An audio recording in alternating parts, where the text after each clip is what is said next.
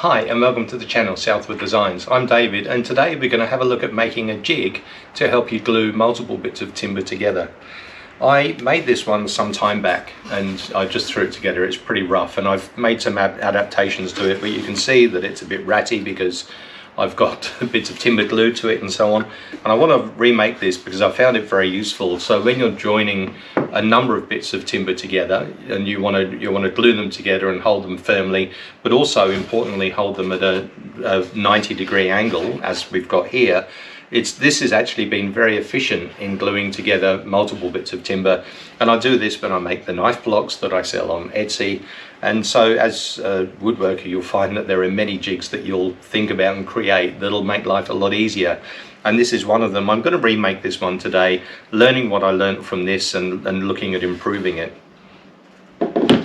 Pretty straightforward. I've just got a base, and again this is all scrap plywood. I've got a base that I'm going to use for this new one, and this is just 1/2 inch plywood, but I've got a couple of bits of 3/4 inch plywood that I'm going to just cut to size and I'm going to use for the body of the jig, the 90-degree angle, mainly because it gives it a bit more stability and so on. And I'll make something similar to this one but with some improvements on the model that I originally made, that I've just learned and adapted along the way, so that hopefully it'll give us a nice new jig that's going to fit the bill and do the job for a long time into the future. Let's crack on. Okay, as is often the case on the fly, I was going to use a 1/2 inch ply as the base, this piece here, which I've obviously used for other things too. But I think what I'll do is use this 3/4 inch piece because I want to just make it very similar to the size of this original one that I made. So I'm just going to slice a couple of pieces off this base to make the base a bit smaller, but to use one of them as a side as well. Again, you know, getting the angle right, getting the 90-degree right is important. And you want to make sure that you've got the angles set properly, and we'll go through that process as I work through this build. So I'm going to have one across like that. I'm just going to take probably 100mm width off that, so that we'll end up with the 100mm piece. We'll end up with a 100mm piece coming up on the side here, sitting along like so, and the base of it will be like that. And then I'll cut some grooves in it like I did the previous one. I'll cut that not with a table saw this time, but probably with a router, and that just allows grooves for the clamps to hold down into the timber, and it just makes it a lot more adaptable and flexible. The other thing too is I've looked at different ways of sealing this to stop the glue sticking to the timber. I thought silicone would do it. I actually sprayed the previous one with a ton of silicone, but it didn't do the job at all, unfortunately, and that's how I ended up with big chunks of it taken out, because the piece that I was working with got stuck to the jig, and that ain't pretty. So I'll learn from that mistake, and I've actually got some painter's tape here, which we're going to use to cover the surface of this once we've built it, and that'll give the protection of the glue, stopping it sticking to this timber in the jig and keeping it a nice clean finish.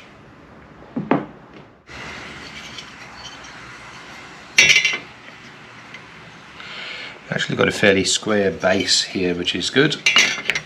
Let's just see on all 4 corners.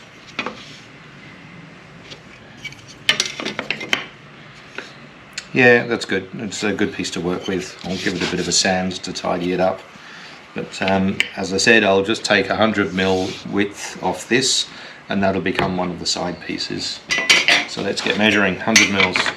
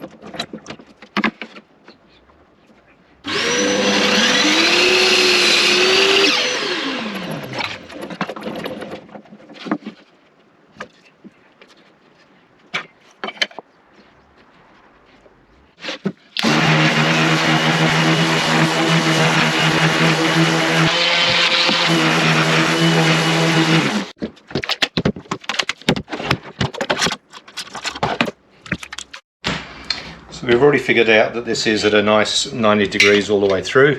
Doesn't matter which end I use. I'm using this as the top, so this is the underneath part. Timber is 18 mil, 3/4 of an inch. So it's 18 mil wide. So I'm going to go mark a line just 9 or 10 mils in. There's my pencil. There you are. So just 9, 10 mils in.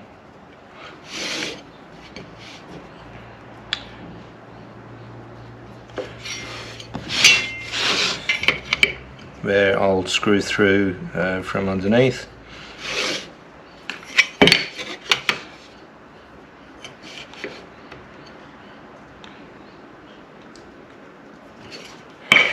This will be the line underneath. As I said, you won't see that, but it'll be where the screws go through. So I'm just going to screw and glue the side pieces onto this base. It's be nice and easy.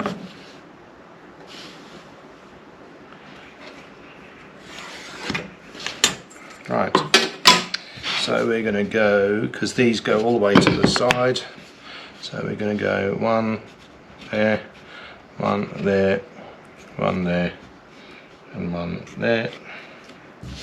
Just going to pre-screw the holes.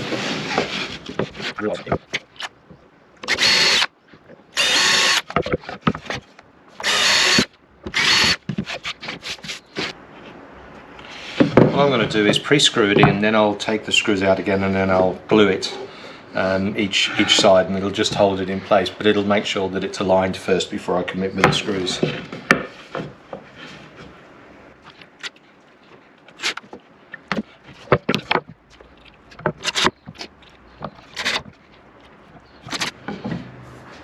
And I'm going to screw this first piece in before I put the second piece on, just to make sure I get that 90 degrees spot on.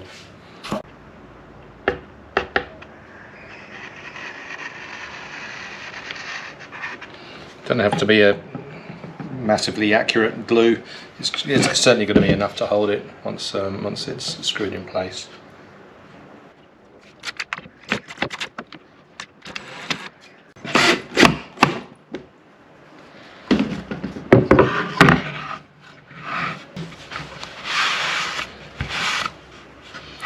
Okay, this is the one that's got to be spot on and tight. So I'm going to just square this one up.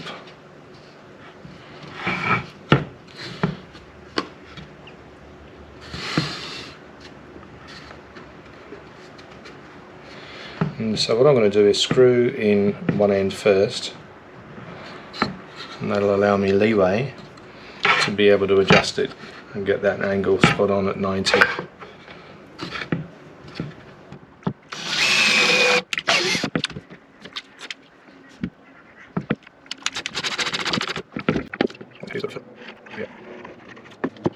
And what I can do is just get the square in to make sure that we got that spot on 90.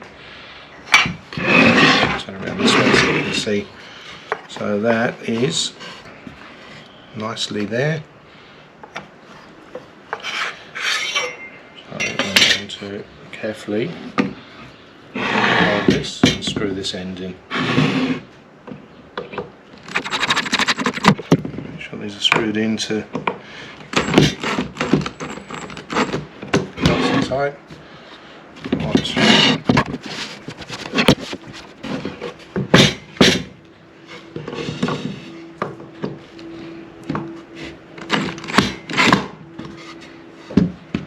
Nice.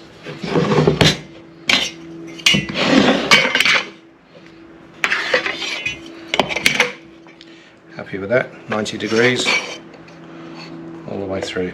Now I'll just screw this one in at the top here. Let's just pre-drill this bottom one and screw that one in too.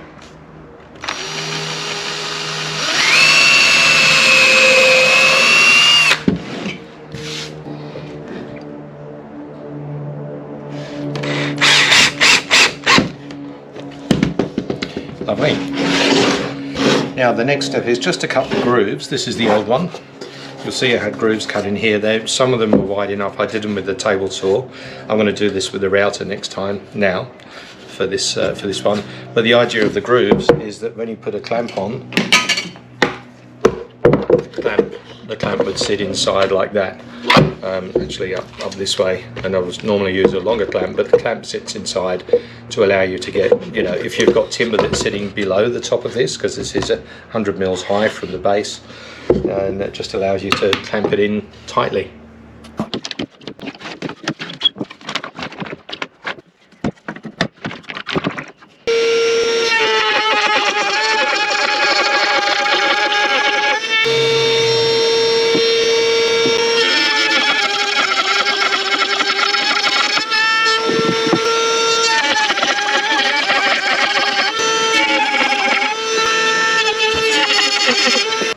Okay, that's the grooves in. I'm just going to give them a quick tidy up.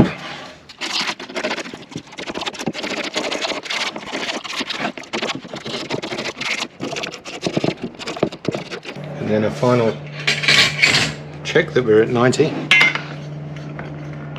And we are spot on 90.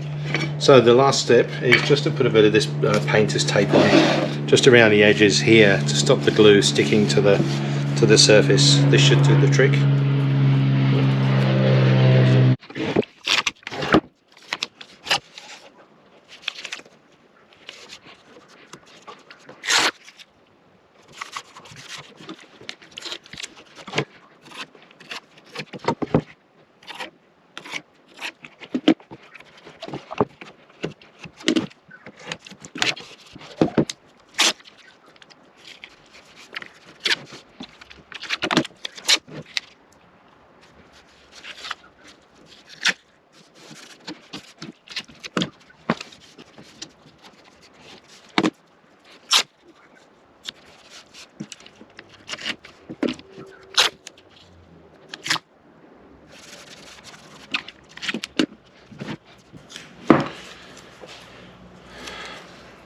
Right, there you go, finished products.